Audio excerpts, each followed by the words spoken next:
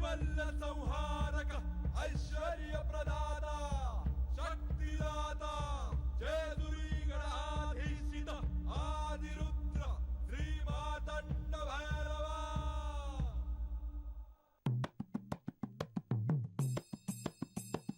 जय देवा जय देवा जय देवा जय देवा जय देवा जय शिव मातंडा।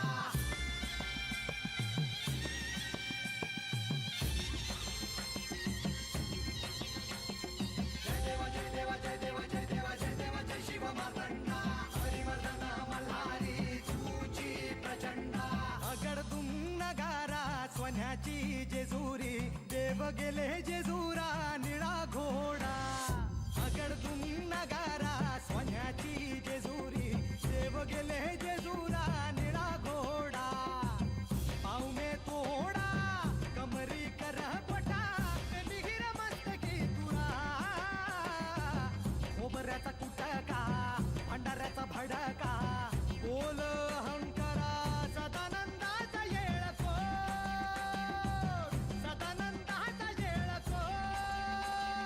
जय देवा जय देवा जय देवा जय देवा जय देवा जय शिव मातंडा। जय देवा जय देवा जय देवा जय देवा जय देवा जय शिव मातंडा। हरिवर्धन मल्हारी तुझी प्रचंडा। जय देवा जय देवा जय देवा जय देवा जय देवा जय शिव मातंडा। हरिवर्धन मल्हारी तुझी प्रचंडा। सांगा बंधू, तुम्हाला काय सांगायचे आहे? देवी, मला तुमची अनुमती हवी आहे। अनुमती माझी? होय देवी। कशाची? देवी, मला चंदनपुरीला जायचे आहे।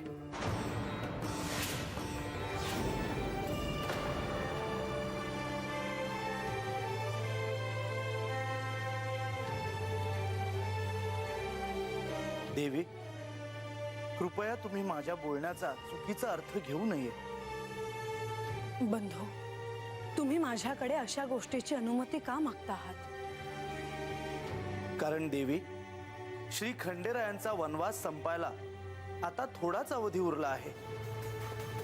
एकदा त्यांचा वनवास संपला की ते मूळ रूपात परत येणारच।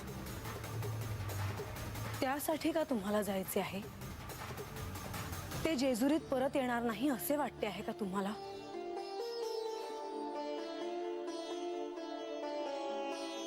देवी, मी तुम्हाला पुन्हा सांगू इच्छितो की तुम्ही माझ्या म्हणण्याचा चुकीचा अर्थ घेऊ नये। मला चंदनपुरीला जायचे आहे कारण मी तिथे जाऊन श्री खंडेरायांना जेजुरीत परत घेऊन येणार आहे। या राज्याचा प्रधान म्हणून हे माझे कर्तव्य मला पार पाडावे लागेलच, नाही का?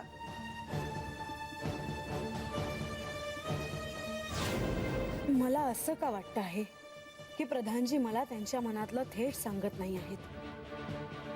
त्यांच्या मनात नक्की हेच आहे का? म्हाळसा देवींना मी सारं काही थेट सांगू शकत नाही। त्यांना न सांगताच मला श्री खंडेरायांच्या आणि बाणाईच्या विवाहाला जावं लागणार आहे आणि त्यासाठी हाच योग्य पर्याय आहे।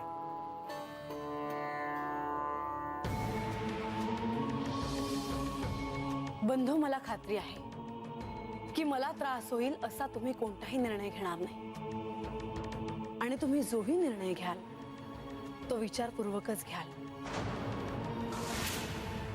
तुम्ही निश्चिंत असावं देवी। बंधू, तुम्ही चंदनपुरीला जावे आणि यांना परत जेजुरीत घेऊन यावे, याहून आनंदाची गोष्ट काय असेल? देवी, म्हणजे तुम्ही मला चंदनपुरीला जाण्याची अनुमती दिली आहे असं मी समजावं का?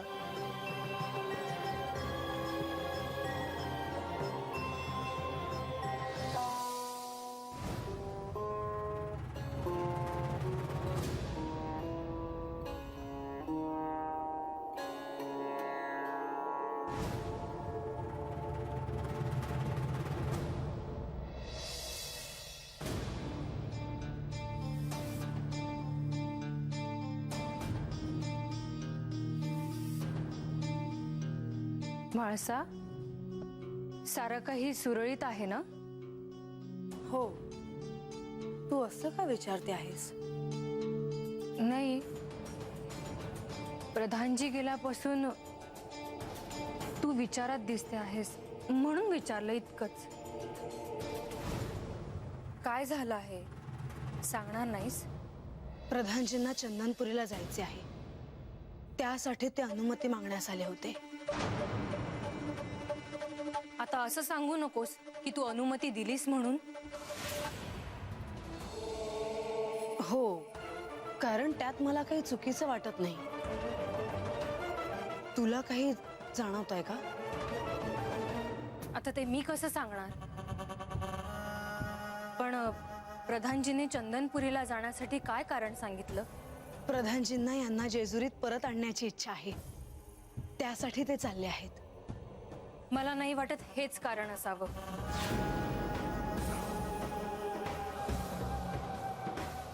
मग अजून काय कारण असणार?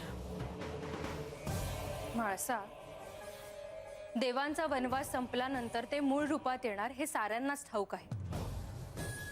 तसेच त्यांचा आणि बानूचा विवाह होणार असंही काही जण म्हणतात. तर मग अशा वेळी प्रधानजी चंदनपुरीला त्यांना सहाय्य करण्यासाठी तर चालले नसतील ना? नाही, प्रधानजी असे करायचे नाही. तसं असेल तर चांगलंच आहे, पण ते खरंच सहाय्य करण्यासाठी जात आहेत की नाही हे आपल्याला कसं कळणार? माझ्या मनात शंका आली इतकंच. तू नको काळजी करूस.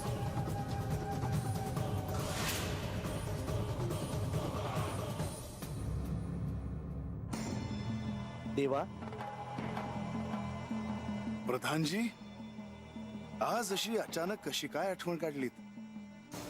देवा, तुम्हाला शुभवार्ता द्यायची आहे. प्रधानजी, कोणती शुभवार्ता? अनेक दिवसात तुमच्याकडून शुभवार्ता ऐकायला मिळाली नाही. देवा, तुम्हाला भेटायला, केवळ भेटायलाच नव्हे तर तुमच्या आणि बाणाईच्या विवाहाच्या सहाय्यासाठी मी जेजुरीहून आता लवकरच चंदनपुरीच्या दिशेने प्रस्थान करणार आहे. प्रधानजी, ही खरोखरीच शुभवार्ता आहे. माझा वनवास संपल्यावर मी माझ्या मूळ रूपात पुन्हा येणार आहे आणि माझ्या मूळ रूपात मी तुम्हाला भेटायला अतिशय उत्सुक आहे. सारी सृष्टी आता तुमच्या आणि बाणाईच्या विवाहाची प्रतीक्षा करत आहे.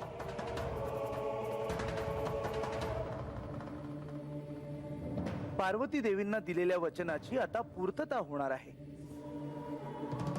मनुष्य अवतारात हा रम्य सोहळा निश्चितच देखणा असणार यात शंका नाही. देवा, आणि तुमचे सहाय्य मला लागणारच आहे, कारण विवाह म्हणजे शुभ कार्य आणि शुभ कार्य आले की विघ्न ही आलीच. तुम्ही निश्चिंत असावे देवा. हा विवाह सोहळा निर्विघ्न पार पडेल.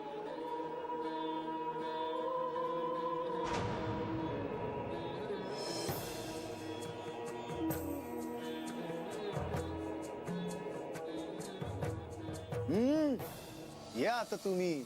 अभ्या तुमचीच वाट पाहतो या. आता सरले ते दिस. आता तर समजा यस्तीत चाललंय ना व. हे बघ, चालू झालं याच. अगं पर्यो असा काय करतोय?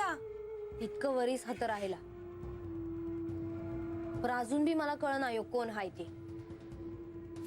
आता लय येळ नका लावू. या आता. या.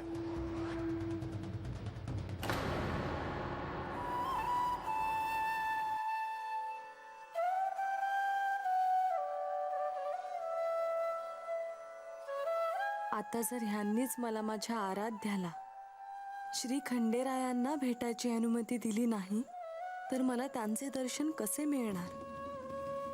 आता मी काय करू? नारायण नारायण. मुनिवर आपण? शुभम भवतु. साक्षात ब्रह्मश्री नारद आपण? आपण या नळदुर्गात आला यावर माझा विश्वासच बसत नाही आहे. नारायण नारायण. देवी, तुमच्या मनातली व्यथा श्री खंडेरायांपर्यंत पोहोचली आहे. काय तुम्ही खरे सांगत आहात मुनिवर? माझा माझ्या कानांवर विश्वास बसत नाही आहे. खरंच माझी हाक श्री खंडेरायांपर्यंत पोहोचली आहे का? हो देवी, त्यांच्याच सांगण्यावरून मी इथे तुम्हाला भेटायला आलो आहे. त्यांच्या सांगण्यावरून? देवी, नळराजाच्या या नळदुर्ग राज्यात सर्व प्रजेला कधीही कोणतीही समस्या भेडसावली नाही. पण तुम्हाला श्री खंडेरायांची पूजा या राज्यात करता येत नाही, हेही सत्यच आहे. म्हणूनच श्री खंडेरायांनी तुम्हाला दर्शन द्यायचे ठरवले आहे.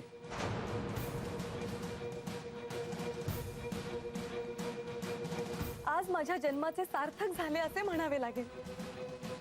मुनिवर, मी काय करू म्हणजे मला श्री खंडेरायांचे दर्शन घेता येईल? तुमच्या राजवाड्याबाहेर एके ठिकाणी पिंपळाचा एक भला मोठा वृक्ष आहे. त्या वृक्षाच्या पायथ्याशी श्री खंडेरायांचा अंश असलेलं एक हळदीचं शिवलिंग आहे.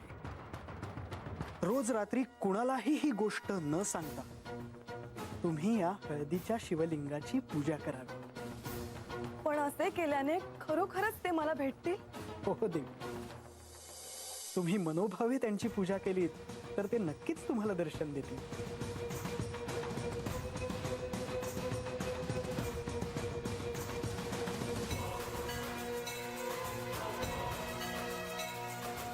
श्री खंडेरायांचे दर्शन होणार या विचारानेच मी खूप आनंदी झाले आहे. या दिवसाची मी किती आतुरतेने वाट पाहत होते याची कोणी कल्पनाही करू शकत नाही. माझी आणि साक्षात श्री खंडेरायांची भेट होणार याहून दुसरी आनंदाची वार्ता असूच शकत नाही.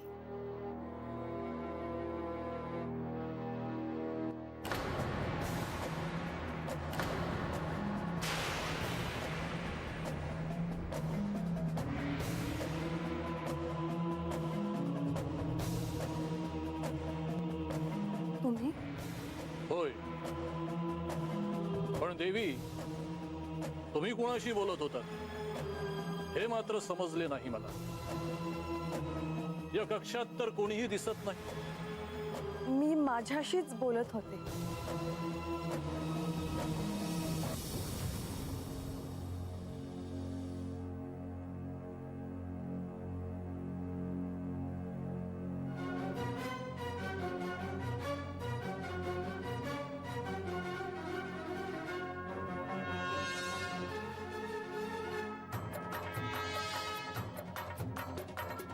खरंच?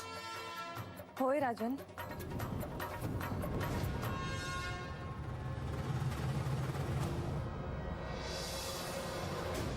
नारद मुनींनी सांगितल्याप्रमाणे मी ही गोष्ट कोणालाही सांगणार नाही देवा. पण मला तुमचे दर्शन हवे आहे. मी रोज या पिंडीचे दर्शन घेते, पण आज मला वेगळं का वाटतं आहे? तुम्ही इथे नाही आहात असं मला जाणवत आहे. याचा मी काय अर्थ घ्यायचा? तुम्ही कुठे आहात? मला तुमचीही काळजी वाटते आहे. जगातल्या कुठल्याही संकटाला तुम्ही परतवून लावू शकता, हे मला ठाऊक आहे. पण माझं मन अस्वस्थ आहे, म्हणून नाही ते विचार मनात येतात. तुम्ही कुठल्या संकटात तर नाही सापडलात ना? की तुम्ही कुठल्या तरी वेगळ्याच विश्वात आहात? वाट पाहतोय मी तुमची. म्हातार बाबा, म्हातार बाबा, अरे बरा आहेस ना मग? येडेवानी एकलाच काय बडबडतोयास? कुणाशी बोलतो हायस? बाई, ते तुम्हाला नाही कळायचं. अरे सुरवदेव माथ्यावर येऊन गेला तरी बी हातच बसून हायस. मोप काम पडली आहेत, काय करणार आहेस का नाही? जाऊ दे ना बानू, कशाला उगा तंटा करतीस? म्या तंटा करते हाय, तू का बस? उजाडल्या धरणात तू आणि म्या राबतोय, हा हातच बसून हाय. बानुबाई किती बोलता तुम्ही? हे बघ काय बोलतोय ह्यो. म्या बोलते वय निस्ती. बानुबाई, तू मस्ती काय हो का? तू काय देणार मला? मेंढरांची लोकर काढायची हाय, कवा धरणं सांगितलं हाय तुला? जा अगोदर ते काम कर जा. होय होय म्हणजे पाणी दे जरा.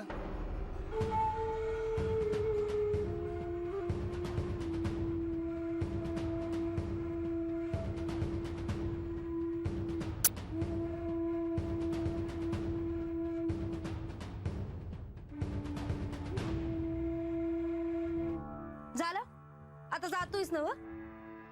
पण कुठं? आता कुठं? मला राग येईल असं वागू नकास. या सांगितलेलं काम झालं पाहिजे. जा. पण बाई वास कामच राहू द्या की जरा. जाऊ दे बानू, नको याच्या तोंडी लागूस. अरे पण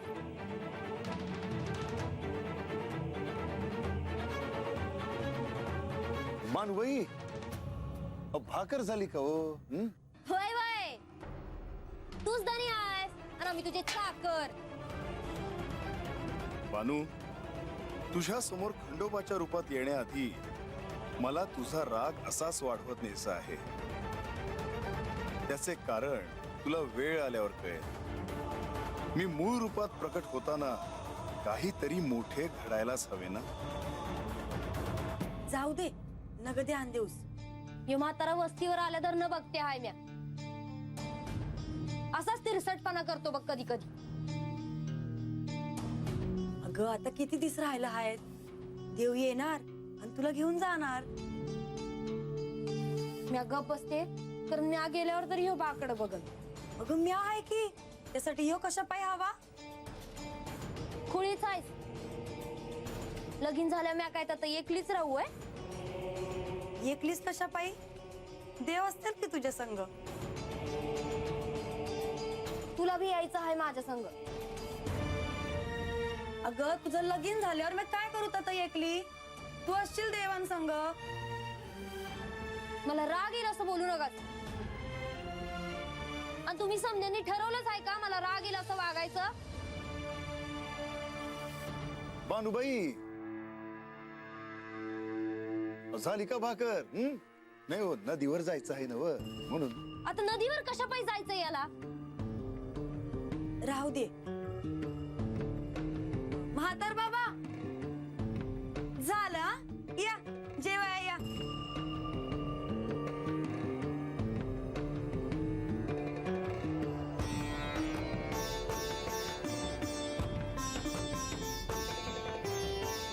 राहू दे, राहू दे.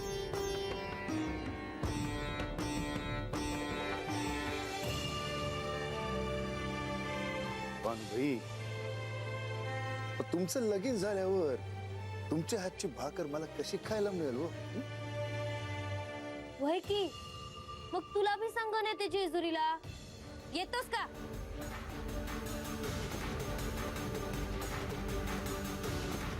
बानू, खूप कमी वेळ उरला आहे. आता लग्न करून मीच तुला जेजुरीला घेऊन जाणार.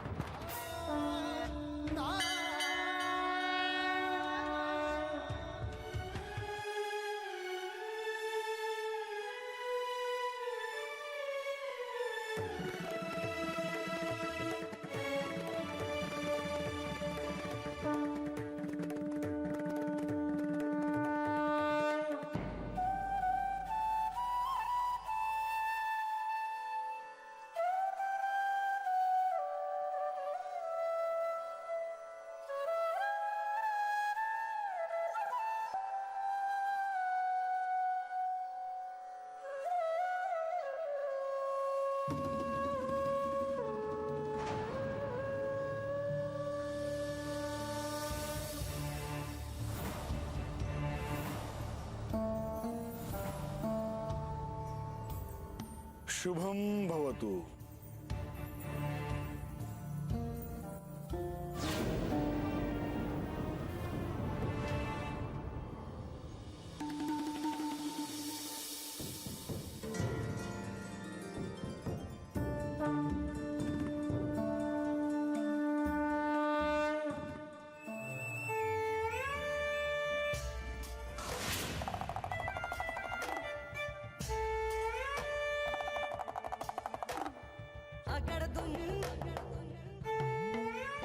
म्हातार बाबा अरे कशा पाय हसतोयस?